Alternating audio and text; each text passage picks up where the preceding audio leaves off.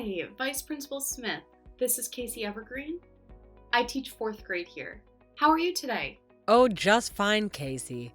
And please, you can call me Daisy. I like to have more of an informal rapport with my teachers. Oh, great, thanks. I appreciate that. My last school was a very strict environment. Well, here at Bridgestone Academy, we believe in fostering a spirit of independence in our students. You can't punish a child for showing their individuality. Making children ashamed just causes instability later in life. Of course, yeah, I totally agree. That's how I try to teach my class. I want an open, caring environment. And it's hard these days, isn't it? With so much negativity in the world, it affects the children as much as anyone. I know what you mean. Some of my kids, well, I really worry about them. And I don't have the time to give them each the individual care that they require. Or at least, I don't feel like I do. You're young. I was a young teacher once. You're always second-guessing yourself, wondering if you're screwing everything up. I white-knuckled my way through the first 3 years, believe me. But you'll settle in. Believe me. And if there's anything we could do to help you, please don't hesitate to ask. Yeah, it's just that some of these kids, I don't know if it was because of the pandemic or what, but they're just mean. Mean? Really? How so? Like bullying? Acting out? Yeah, there's definitely been some of that lately. All of that. Well, who are these students? Is it a particular group of them? Well, by some of these kids, I just mean one. Billy Arnold. Oh God, no, not Billy again. Oh, he's been a problem before? You mean to teachers before me? Many, many times, and many teachers. All of them, I would say. All of them? 3rd, 2nd, 1st, kindergarten. I didn't know him in preschool, but I can't imagine him being any better behaved there. Wow, I had no idea. I thought it was just me or something. No, it's not just you, believe me. So what's the little terror doing this time? Releasing ants into the classroom? Throwing firecrackers down to the toilet? No, nothing that bad. Nothing that bad yet. I assure you it's only a matter of time. Lord have mercy on his high school teachers. Well, he seems to be bullying the girls a lot more recently. That and a boy with a stutter. Louis Sterling? Yes, that's him. Oh, geez. And he's such a sweet kid, too. Damn it, Billy. I'm kind of at the end of my rope with him. He simply does not listen to a word I say. What else can we do? I mean, it's time to talk to the parents. I'm not sure that's a good idea, Casey. Why not? What do you mean? Well, maybe you aren't aware of who Billy's parents are. No, I guess I'm not. Who are they? Well, his father, Devin, owns half a dozen car dealerships and a fast food franchise. Did you say Devin? And Bella is old money. Her great-great-grandfather invented a better pencil sharpener or something. Oh, well, must be nice. It is nice. They have an underground saltwater pool and a beach house in the Keys. That's all very impressive. But what does this have to do with solving the problem of their little monster of a son? Well, the thing is, I realize how unprofessional and detrimental to our students. What I'm saying about this is... But Yes, Daisy, I do not like the sound of where this is going. I don't want you to do anything about Billy. What? Why not? What am I supposed to do? You're just gonna have to grin and bear it. But what about the other kids? I'm just supposed to let them be mocked and humiliated by him? Take him aside, correct him, minor things.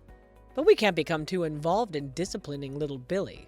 But why not? I'm his teacher. You're his vice principal. It's the parents, you see. Their money. They are by far our largest benefactors and have been over the years. Oh, great. That's just great. I guess money talks, huh? Maybe that should be something we should teach. Well, perhaps it should. And believe me, I wish it weren't so.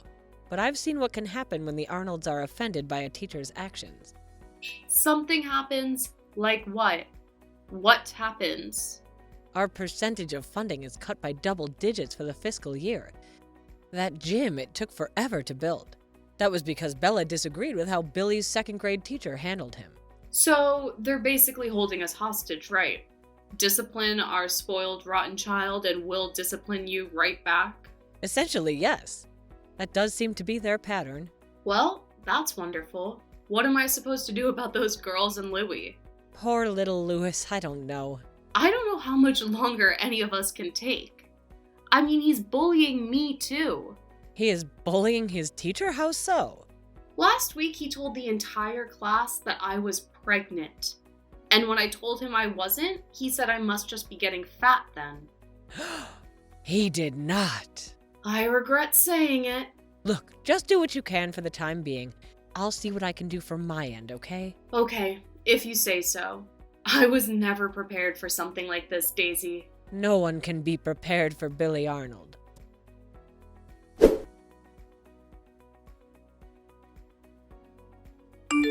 Hello, Casey. How are you? How are things with little Billy? Hi, Daisy. Same old. Yesterday, he tried to flush my phone down the toilet. Thankfully, I caught him just in time. Oh, dear. And the day before, he threw another student's entire lunch out the window. Oh, my. And today, he walked over to the fish tank in the middle of my lesson, yanked out Mr. Smuckers, and swallowed him. Mr. Smuckers? The class goldfish. Oh, my God, I think I'm going to be sick. Yeah, try being there. 3 kids puked, 6 kids cried, 10 laughed, and a few even egged him on. What is going on in this school? I don't know, Daisy. You tell me. But certainly nothing is going to change until we get to the source of it. The source? Until we sit down with Bella and... Debbie? Devin. Devin, right. They ought to make that child psychology class mandatory for education majors. That's really half of the job. It's a whole other world here than at home. They're protected. They're here. It must seem like the Wild West for some of them. It's all kind of like one big thought experiment, isn't it? Public education, I mean. And the students are like little mice being experimented on? Yeah, maybe something like that. They can be like little rodents. They certainly carry diseases like them. I'm finally used to it. Oh, good. Your body's finally becoming immune to the vicious little kitty germs. No, I'm just used to being sick all of the time. They're like little petri dishes, aren't they? I keep a pharmacy in my locker. Anything you ever need, just let me know. I'll keep that in mind. So, Casey, all of this with Billy, did you ever try taking him aside or anything that we talked about? Well, yes, as a matter of fact. Why? Did you happen to remember what you said to him? I just told him that I expected more from him. And is there a problem? Well, he apparently didn't know what that meant. Oh, okay. Well, not surprised. He was looking at me with that blank face he has when he's trying to pay attention. Well, he went home and asked his mother, and she was quite upset by, how should I say, the inclination. What inclination? The inclination that I expected him not to murder the class pet in front of everyone? I suppose the inclination that he was, lacking in some way. It was insulting to her. Well, you're damn right he's lacking. That's the whole point. Nevertheless, Casey, Bella would like to speak with you. Good. Great. Send them in right now. I've got time. Her and Dr. Devin. She says she only wants to text. She would feel more comfortable that way for right now, she says. You know, this is highly unusual. Highly freaking unusual, man. Ma'am. I mean, even in that crazy old school of mine, I never had anything like this. Okay, well, let me explain. Okay, explain away, please. Because this isn't conducive to me or my students' learning. I have pressure on me, you see, from Principal Martinez, from the superintendent. Superintendent Bowers is on you about this? Yes, not about you and Billy, but they're adding another addition next year, or at least planning to. Another one? Now what? An indoor playground with trampolines and stuff. Well, okay, that does sound cool. But still, this is ridiculous, Daisy. Would you please just read her text? Do it for Billy, even if he's a little turd. That's not sweetening the deal. Okay, then do it for the other kids, for yourself, for me, your boss. Okay, fine, if you're going to put it that way. So listen, there's a few other things we need to go over about the new lesson plan. I'm sorry, Daisy. I'm gonna have to get back with you. I'm on this juice cleanse, and I honestly have been having some stomach issues. Okay, then I'll let you get back to that. Remember, indoor playground. I don't feel right about just letting parents push me and my class around. It's Bridgestone Academy, dear. Get used to it.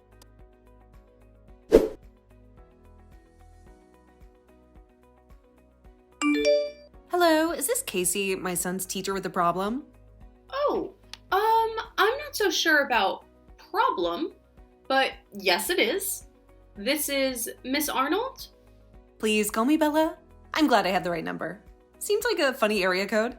Where is that? Oh, upstate. I went to college there. Private? No, a state school. A really great one, actually. I see, I'm sure it was. And how did you end up teaching at Bridgestone?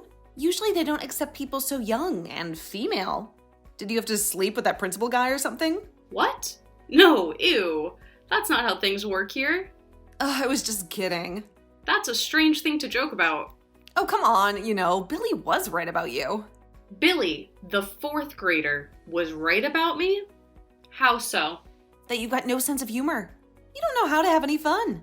Just because my idea of having fun isn't the same as a 10-year-old doesn't mean I don't know how to have it. Now, is this any way to talk to a parent of one of your students when so well off and potentially generous? Or not so generous? You're right, Bella. I apologize. No, what I wanted to talk to you about was the incident with our son the other day. I was just trying to encourage him to be better. That is all. And be better than what? He can't get any better. No one is better than him. No one. Certainly not you. I don't think I'm better than any of my students, or their parents for that matter. I'm sure that would be a stretch. Okay, I apologize, Miss Bella. I'll just let your boy run amok in my classroom, overturning desks and swallowing goldfish. Would that be okay with you? If you all want us to continue funding your little operation over there, I suggest you leave the discipline to my husband and I. Does Mr. Arnold like to speak with me as well? I'm sure that wouldn't be a bad idea. Devin doesn't need to speak with you. He's a very busy, important man. I just want what's best for Billy, just like you and your husband do, Bella. Well, you certainly don't act like it. Is this how you do what's best for all of your students? If so, I weep for the future. Well, I do, and I want what's best for all of my students and for my class to succeed. I need a calming, stable environment, and because of your son, we don't have that. And how can you lay all of the blame on him? You're his teacher after all. I mean, can't you get control of your own classroom? If Devin and I had professors like you at Princeton, we wouldn't be in a position to send our son to Bridgestone, that's for sure. Well, thank you for the vote of confidence, but I'm not a college professor. I'm trying to teach children, and children are sensitive, and your son is bullying and emotionally traumatizing them. And me. Aw, poor you. Being bullied by a 4th grader. What exactly did he say, and what did he do to deserve it? He said I looked pregnant in front of the entire class. Oh, well, aren't you? What? No, I'm a lesbian. Oh, well, I'm sure when I saw you at the book fair, you looked a little round. Oh my god, yes, so I put on a few during the pandemic. But I'm losing it, and that's not any of your business. I'm on a juice cleanse. A juice cleanse? Oh dear, no, you don't want to do that. If you really want to shed the weight fast, go on the Bella in college diet. The Bella in college diet? Is that doctor sanctioned? Oh, I'm not sure about that. It's 1 part apples, 1 part cigarettes, 1 part black coffee. You'll be a 0 in a few weeks, I promise.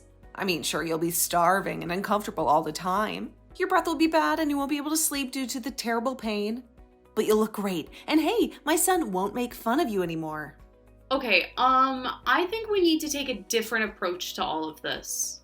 Look, honey, I really appreciate your trying to care for your classroom and all, and it's cute that you think you know what's best for Billy. It really is. I never said I knew what was best for him. Oh, well, good. Then maybe you'll shut up and listen for a moment. I'm Billy's mother, not you. Only I have the right to discipline him. I don't care if he's at school or not.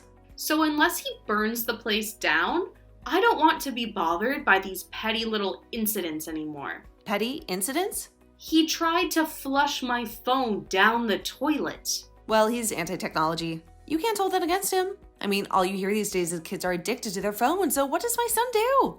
He tries to break free from the chains of technology. And you want to punish him for it?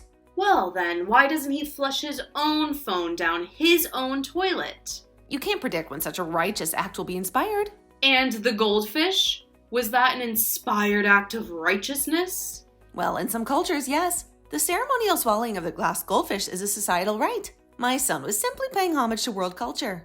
He should be rewarded, not punished. In this day and age of division and hate, my son was trying to present a cultural ceremony to his fellow students. And now he's being persecuted for it? I can assure you, I am not trying to persecute Billy. I just want all of this to stop. Try to discipline my son one more time, girlfriend, and you'll be finished. You understand? Excuse me? I'll be finished? And how are you going to finish me? We can get you fired in a heartbeat if we want to. So stay out of it. All right, the point is taken. Jeez. Just be smart until this school year is over, and I won't tell Principal Mathis about any of this. They'll get their stupid funding. I feel like I'm dealing with the suburban mafia here or something.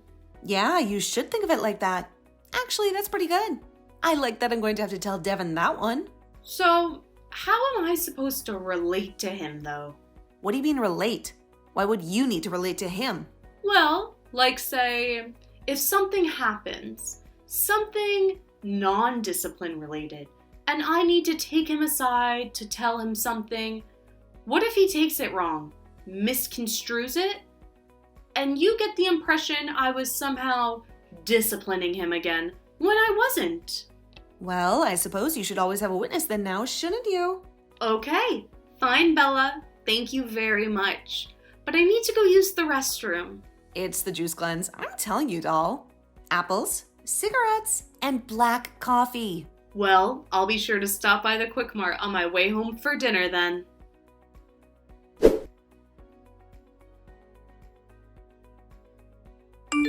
Hello, Casey. How are things going this week? Oh, fine, Daisy. What about you? Oh, well, holding down the fort. A lot of stuff going on with the break coming and all. Sure, of course. I've been pretty swamped myself, but we're getting through it. So, has everything going okay with the little tumor? The little terror? Oh, yes. Right. Terror. Either certainly applies. I haven't heard from his mother recently. Well, I have. But not about you, at least, which is rather unusual. In fact, I'm beginning to worry if she's all right. Well, I can tell you right now, she isn't all right, and she never will be. Well, you do have a point, but his behavior has improved since your last talk with Bella? Well, I'm not certain it was our talk that did it. Yes, the principal did mention something about the incident while he was sitting in your classroom observing last week. Yeah, I think that's possibly what helped change his behavior a little. Maybe humbled him? Can you tell me what happened? Well, I too know how unprofessional this sounds. Yes? It's almost like maybe we can trade our unprofessional moments, call it a draw and move on. Go ahead. It was a surprise observation. Like you said, I was giving my lesson and I'd sat my troublemakers up front that day. And Principal Martinez was sitting in the back? Yep, with his little notepad and pencil. Well, you know I was on the juice cleanse, right? You're off to it now. I was going to tell you that you do look good. Oh, well, thank you. And yes, I am. And that day, for lunch, I had my first real solid food in a week. What did you have? A nice big tuna fish sandwich. Oh, dear. So, about half an hour later is when my lesson is being observed, and I feel a sudden shift in my belly. A shift? A grumble. A big grumble. Oh, no. And no one heard it, but you know who. Billy Arnold. Look down, and there he is, closest to me. Black beady eyes and Cheshire grin. Just like his mother. And then ever so silently, I let it out. Oh, And by stank, I mean stunk. so what did he do? I beat him to it. I asked him if Billy had an accident and that if he did, it was nothing to be ashamed of, and he can go to the bathroom and clean himself up. You didn't. The entire class started applauding. Even Principal Mathis cracked a grin. What did Billy do? Humbly walked out of the classroom with his head down. I don't know, Casey. I feel bad, but it was a kill or be killed at that moment. And Bella did say I needed a witness. Well, what did we learn, if anything? We learned that the best way to combat a bully is a juice cleanse.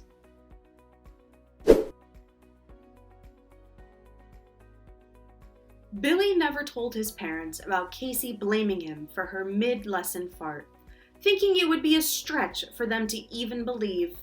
They wondered why he seemed so much better behaved at school and at home, and why his love of flatulence seemed to suddenly dissipate overnight. After Casey finished the year out at Bridgestone, she resigned her position and took a job at a local inner-city school where she won Teacher of the Year her first 3 years in a row. No goldfish were harmed during the making of this story.